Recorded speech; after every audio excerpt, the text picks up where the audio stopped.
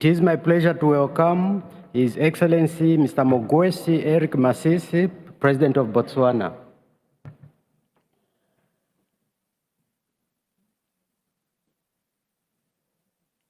Your Excellency, you have the floor. Thank you very much. Your Royal Highness, the President of the United Arab Emirates, Your Majesties, Excellencies, Heads of State and Government, Your Excellency, the Secretary General of the UN, Dr. Sultan Jabbar, COP28 President. This year's conference of the parties marks the halfway point between the 2015 Paris Agreement and the year 2030. It is very encouraging to me to know that it is at this COP that an inventory of the implementation of the Paris Agreement will be concluded. The Global Stock-Taking Initiative will no doubt give us a clear picture that is more than anecdotal on progress towards achieving the Paris goal to limit global warming to 1.5 degrees Celsius. The Intergovernmental Panel on Climate Change, IPCC report, released in March this year, posits that there is a more than 50% chance that global temperature rise will reach or surpass 1.5 degrees Celsius between 2021 and 2040 across studied scenarios and under a high emissions pathway. This is not good for our planet and calls for bold and transformative action. Your Excellencies, last year at COP27, dubbed the Implementation COP, we came up with the Sharm el-Sheikh Implementation Plan, which was inspired by science as provided for by the Intergovernmental Panel on Climate Change. Having said that, it is critical that negotiations at COP28 result in strengthened actions and advancement of the Sharm el-Sheikh Implementation Plan. It is for this reason that Botswana supports the modalities of work as proposed by the COP28 United Arab Emirates Presidency. Recognizing that climate finance is an important enabler of climate action, it is imperative that climate finance is made available and accessible to developing countries.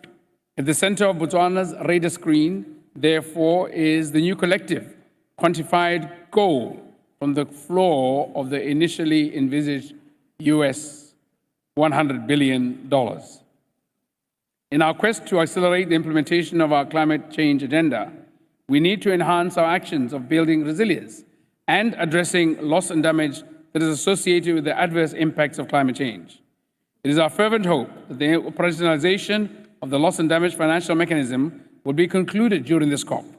Excellencies, Botswana is making significant strides towards transitioning from coal-fired electricity to renewable energy.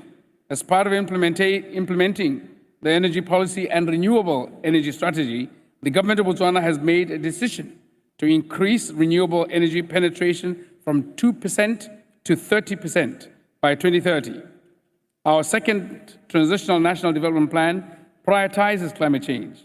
This has enabled the integration of climate change risks into all aspects of planning, decision-making, and implementation. As a developing country, Botswana prioritizes adaptation as it reduces the vulnerability of communities to climate-related hazards, and in so doing, protecting livelihoods and ecosystems, as well as enabling them to be more resilient.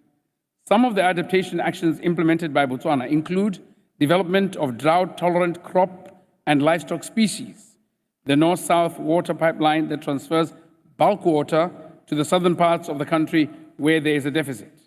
Excellencies, I note with satisfaction the increased number of youth organizations involved in the intergovernmental climate change process.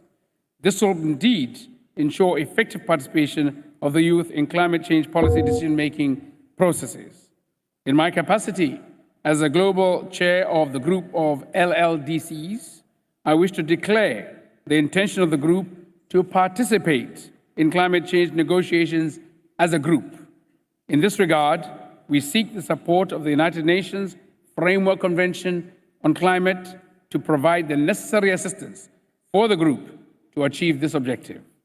Let me conclude by pledging my support to the COP presidency as you direct the debates towards timely results regarding implementation, particularly climate finance, for adaptation and mitigation actions, technology development and research, and conclusion of the modalities of the Loss and Damage Fund.